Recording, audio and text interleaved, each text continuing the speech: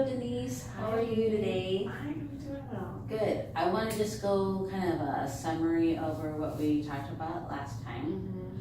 So when we talked last time, you were just started grad school. Mm-hmm. You're feeling maybe a little bit overwhelmed and Mhm. a lot of pressure because of Yeah. that, and kind of getting reminiscent of your experience in undergrad.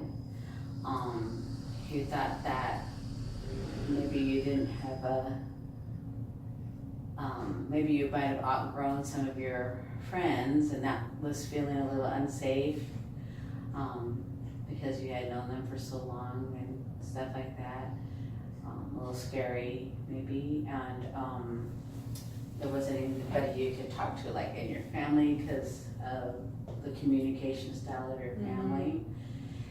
But you were also doing positive things, like you were doing your mantras and telling yourself that, you know, you didn't have to be kind of rated by these certain things that you did, that it was okay to just be you Mm-hmm. and Yeah. things like that. So how's that going now? It's been a couple weeks, right? It has, yeah.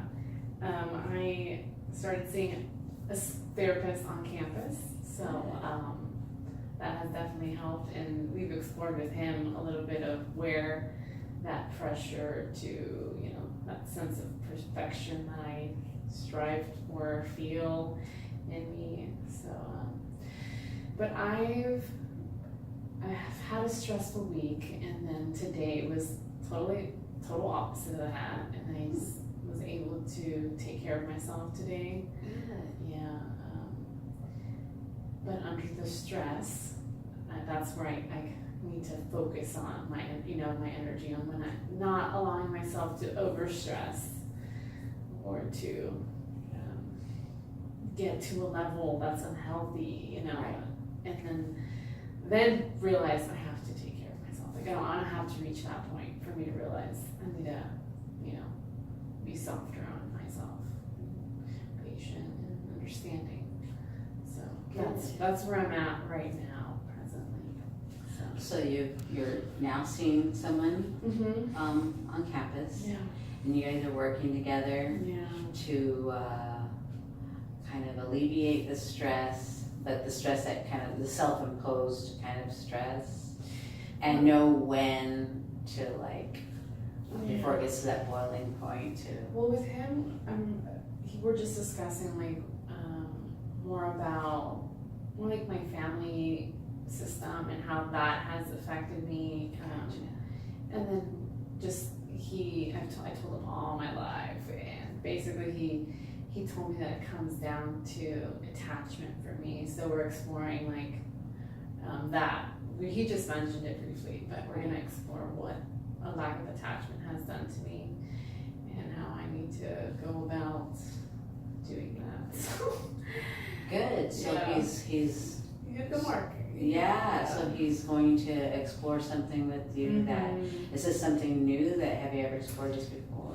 I have thought that I had explored it before, but I had actually been avoiding it. So I'm a Gotcha. little nervous because having, and especially being in the counseling psychology program, it's coming head on, and it's something that I think I've always dodged. I've always tried to do things, do, and travel and expect my problems to stay here and not go with me, and do these things. So I have to face it all. And So you've been using activity to kind of avoid Yeah. facing what you Yeah. feel you need to face now. yeah, so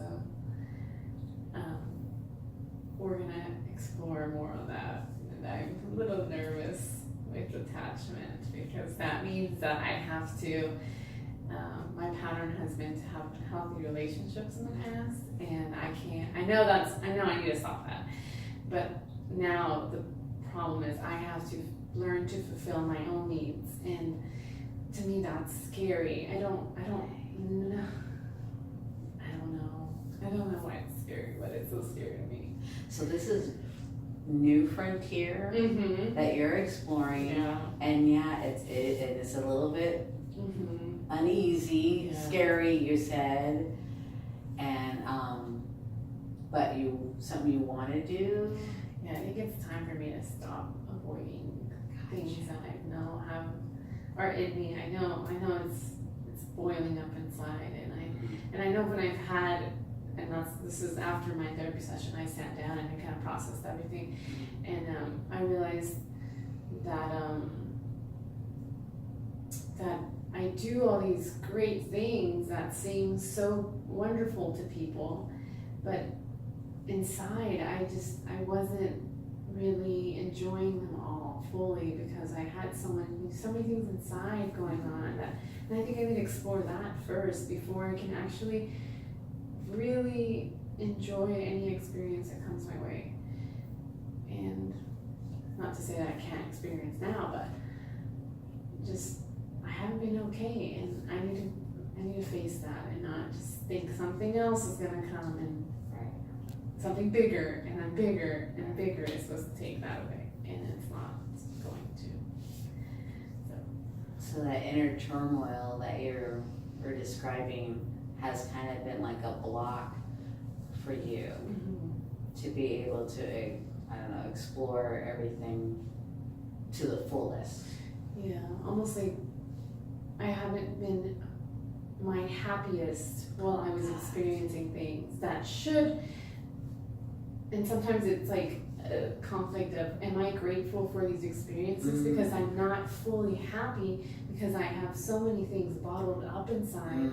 So I'm not truly happy when I'm experiencing these beautiful, amazing, and I'm so grateful because I know I'm grateful, but then am I not grateful because I haven't, I don't know, conflicted there. I don't know how to put that into words. Hard to be fully present if part of you. Yeah, it's hard to be present when there's a part of you that's broken, that feels broken, neglected, abandoned. Right. And so I don't know. So then by exploring that part, the attachment that you had mentioned, and dealing with kind of some self-doubts or whatever that comes up, then that would free you to be a lot more present when you are experiencing these really fantastic things. That's the goal. Yeah. So that's I think that's what attracted me to the program too, like that ability to dig deeper into yourself. And I thought I had known myself. I thought I knew who I was, and I thought I had connected my own dots in this, the stars of my pains and connecting my behaviors to how, because I always thought I knew myself, and I've done a lot of the work on that already, but it's not even a quarter of the way done. And it's not gonna be done, but right. But the more that you're learning, you have more to learn. Right? Yeah, especially like the program, you come in and then I'm listening to the professors and I'm like, oh gosh, I also do that, and it just, and then I was like crying to the therapist when I was talking to him because I was like, I'm just so unhealthy, like upset, and I understand why, because like I have to be this, I don't know, I imagine I have to be like this healthy person to be a therapist, but it doesn't necessarily have to be that way, and I guess I thought that. So you're learning that you don't have to be the perfect, healthy, got it all together person to be able to help another person. Yeah. That's good. Yeah. And I've always thought like, oh, all these experiences, that's gonna help me really empathize with people because I've gone through different struggles within myself, and I can relate to a lot of people that have gone through different things. So that's a strength.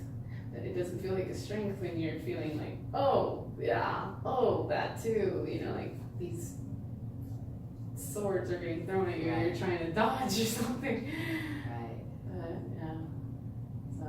So finding out more about yourself, you see them as a negative? Because the sword seems like Ouch, that seems. Well, I see the swords as like the professors saying, not even them, it's not them throwing swords at me, but like figuring out something unhealthy about myself that's thrown at me, and I'm just like trying to dodge it, so it's not part of me anymore, but it's part of me.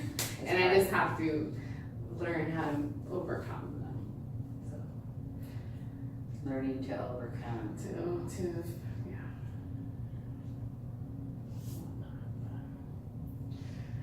And in that learning to overcome, you can help others go through that same Mm-hmm. journey, maybe. Yeah. Okay. I think that's important to go through the journey that we tell clients to go seek therapy, and it's good, I think, to have your own experience so you can vouch and speak from the heart Mhm. about Mm-hmm. what therapy can do. And that's what attracted me to it in the beginning. I learned so much about myself during the time that I worked in therapy. So I like an awareness beyond what I had known before. Right. So yeah. But yeah. So having that awareness is gonna make you even a better therapist in the long run, because you're gonna be able to say, been there, done that, bought the t-shirt, this is was, and if I could do it, then Mm-hmm. I can help you Yeah. as well. That would be the goal. So that's where I'm at right now.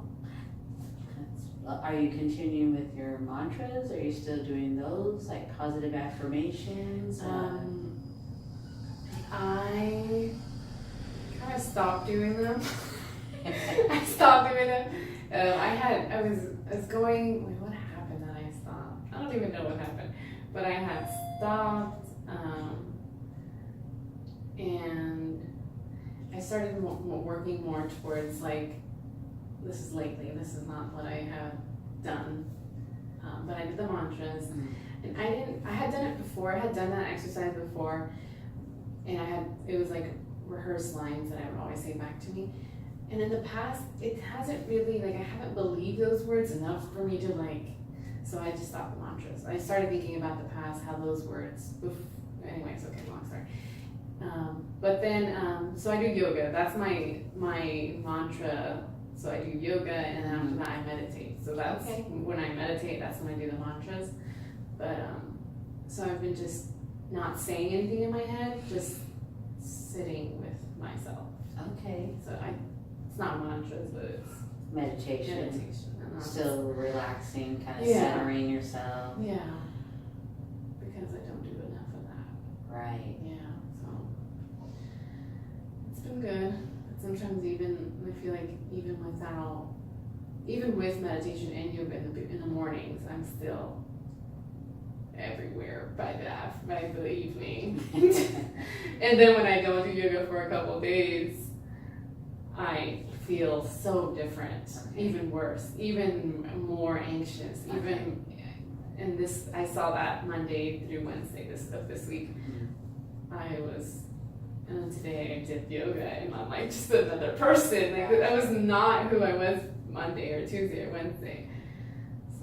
So practicing yoga for you helps you to kind of center yourself, helps you to kind of tolerate what the world kind of puts on you and the things that you experience throughout the week, so that you feel more capable of handling whatever life is dishing out.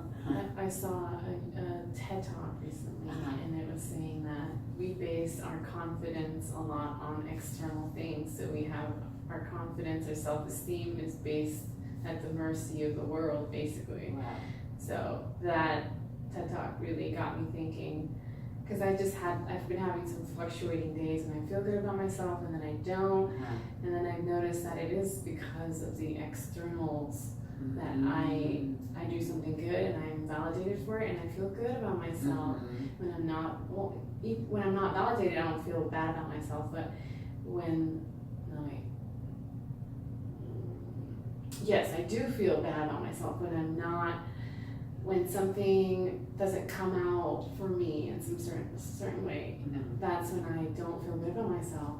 And I experienced that in the class, in my this week's class. The professor said something about papers, and then I thought, oh, it's and I tried to tell myself, no, don't let it affect you, Denise, don't let it. And when I got my paper back, I knew it was that comment was like validation. It wasn't for me though, and I had felt so proud of myself earlier that day, or right before that moment, because I had submitted something that was very important to me. And that feeling, that proud feeling in me just disappeared because of the professor's comment. And I said, no. And I felt what was in the TED Talk. So now that's in the TED Talk, it said that you have to create a peace of mind within yourself that is not dependent on the outside world. And I think that's what I'm trying to do. That's what I focus on today, and not, detaching myself from anything outside of me, because I can't control it. I can't control someone complimenting me, right, or telling That's me true. you're great, Right. or getting a good grade, and I think it comes to that, just a roller coaster. It comes with how I feel about myself, and that's not good at all. That's actually the word that I was gonna use. It sounds like you're doing this roller coaster of emotions, not necessarily based on how you perceive yourself, but how the outside world or circumstances affect you. So you're learning through that TED Talk and other things to tell yourself that you don't need to have the outside affect you now, that you can just kind of believe who you are. And how I told you last week, like, I have known these things, to not attach to the external world. Like those mantras, those are things that I do when to bounce back. And I've learned all those things, and I think when starting school, it's like I forgot everything that I told you that last week. I just forgot everything that I've known, and now I'm attaching to myself I'm attaching to everything, and that's not who I am. It's just like, I don't know. And it feels yucky. Because when you're saying that, like, you're even making a face of like gross. I don't like what I'm feeling and I'm doing now. Yeah, that's what I see that. Yeah. So like, it's almost like like everything that you were saying, the outside stuff was like mud or dirty, and you're like, I don't want to have that grossness on me. I want to have a state of peace and in my head, dependent on things outside of me, and that was essentially what the video was. And that's what I've done before I started school. I was just like, inner Buddha in me. And then I think with school, I think that's what has caused me to just forget everything, forget that I need to look within myself, that I need to love myself, forget everything. And I think it's kind of like back to what our conversation was last week. With undergrad, I was not that person, and in grad school, and now I'm here, but I think I'm just trying to project what my experience there, that it's going to be the same as this time, and I just forgot everything. I don't know, but And then you did have that experience with the scuba test that kind of threw you for the loop. That was kind of like a turning point. I think academics, testing, that pressure, I think it's that, definitely in the scuba test, that was it. Like this pressure and comparison with other people, that, especially in the scuba test with my other females that were there. So I think I don't really compare myself to my cohort, but it's just like I have to be the best, or that's what I don't know. I don't even think it's bad. I don't know. So you're a little bit confused then. Yeah. My undergrad self would have been like that type of person too. I need to be the best. I need to know everything. That was the old me, and then I think it's coming back because it's the same school Right. that I'm here, and I'm feeling those same things creep up, and Right. I just want to hit her. Well, you're in the same environment, so, but you're trying not to repeat Yeah, I don't want that to. experience. I'm feeling it sometimes, feeling that same pressure, same stress. Same pressure, same stress, same environment. But it's a new me. It's not the same me. And I know these. And I thought of this morning, but I used to read a lot of the books this summer, especially a lot of books related to yoga philosophy from yogis, and they have so much wisdom. That's what I love. But I would read them all the time, and now I'm not reading them, and I think I'm just so disconnected to reading that material that inspires me, that reminds me to live this life in peace, tranquility within myself. And I saw the book this morning, and I was like, I'm going to pick that up again, because I think there's no one around me that has this that shares like this black duck, or what is it? This ugly duckling, something like that. I'm like the lonesome person in my family that believes these weird stuff. But that's what I need. I think that's what I need to do. And I'm gonna do that tonight. Start reading all those books that I really.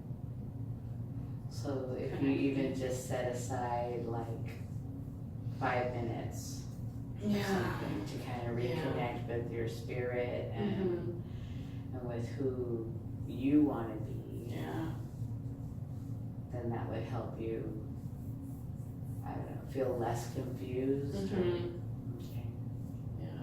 Because I think school is the state of mind that I had before school, and then now they're just contradictory worlds. I feel like competition, success, individualization, and what this spiritual world for me at least is being connected to everyone. It's not comparing myself. It's not feeding into my ego.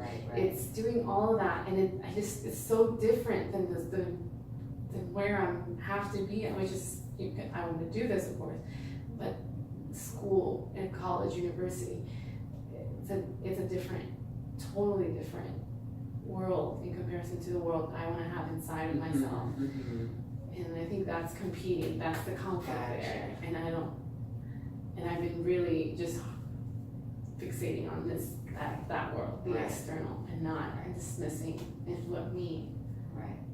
So you're feeling conflicted about who Denise is, the peaceful, kind of like you were saying, kind of inner Zen, inner Buddha, Denise, and then your need to still compete in this world of the scholastics. It's just, And so those are bumping heads.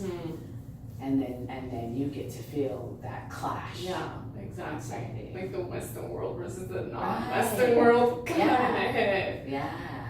Well, it kind of is, because there is some individualism in the Western world, right? And there's maybe more collectivism. Yeah, So that makes sense. That does make sense. Yeah, and I'm feeling that.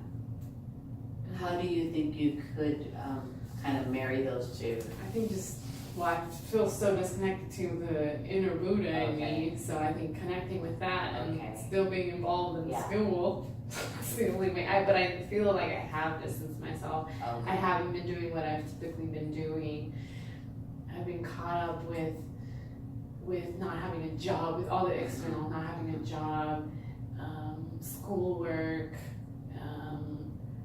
feeling like I'm not understanding the material, comparing myself, Right.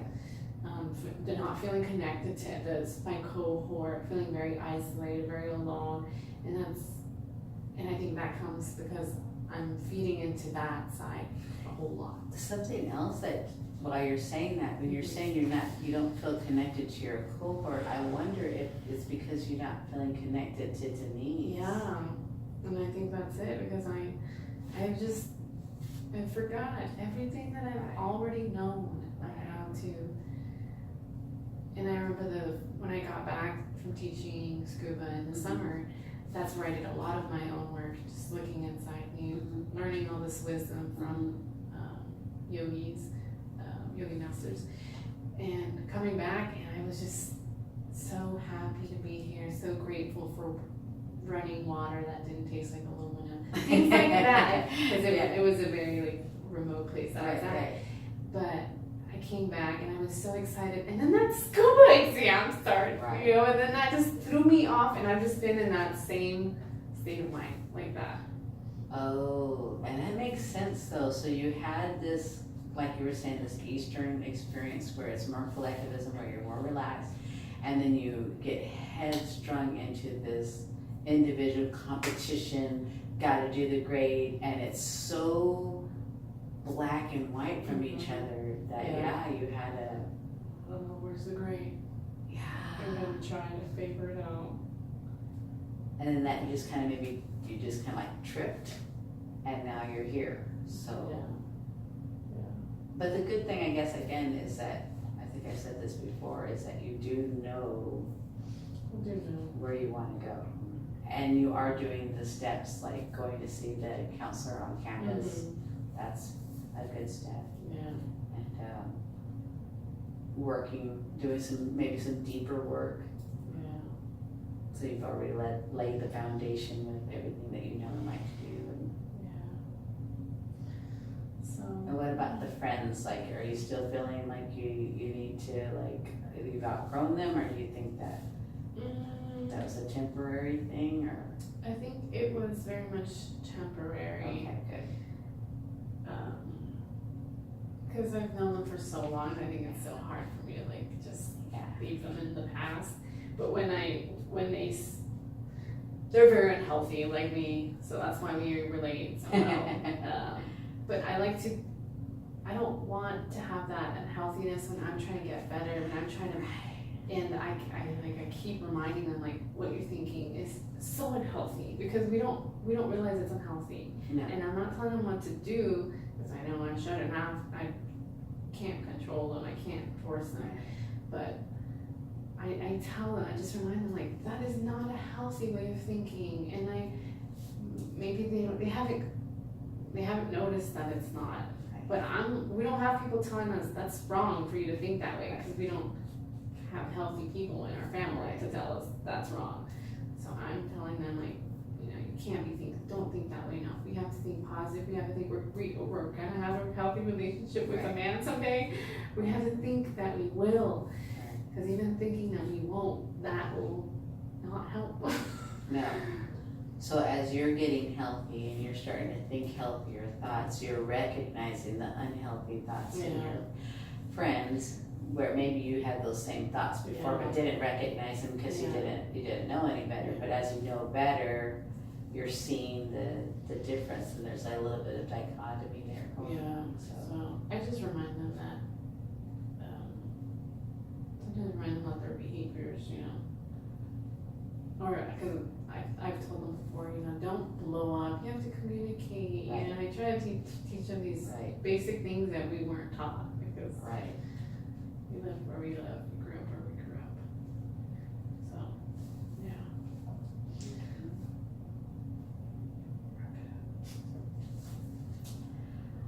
So,